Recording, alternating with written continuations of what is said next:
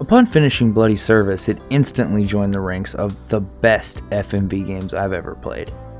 It's got multiple routes you can take to completion with different endings and scenes based on the choices the player makes throughout, and there's buckets upon buckets of blood, axe-wielding conjoined twins snorting cocaine, and a bunch of rich people having a party and playing lots of tennis. All wrapped up in a super weird, tightly written, and unpredictable narrative that you're able to influence the outcome of.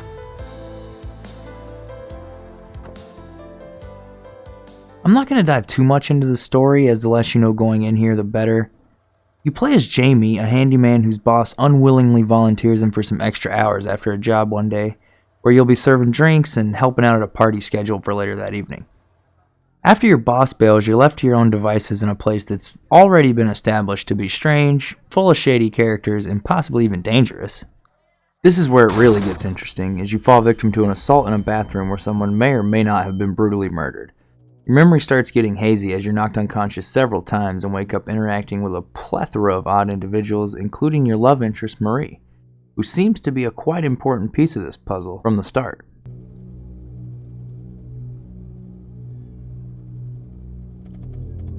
The visuals in Bloody Service are incredibly reminiscent of a pixelated grindhouse movie, and this aesthetic fits the game perfectly. Shot composition is great here, and the use of lighting really shines. There's even cool moving shots and some first-person segments with overall solid and smart camera placement. The audio is extremely minimal, and I generally think this works in the game's favor, allowing you to apply your own voices and nuances to the characters you interact with.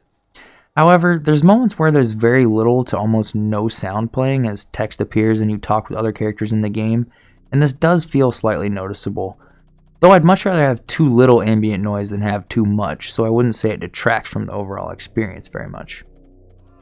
When there is ambient noise or music playing though, it's executed extremely well and all the sound effects are really great.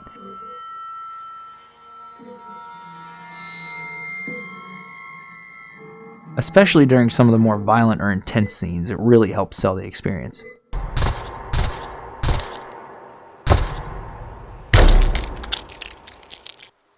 Overall, Bloody Service is a truly unique experience and something I had a blast playing.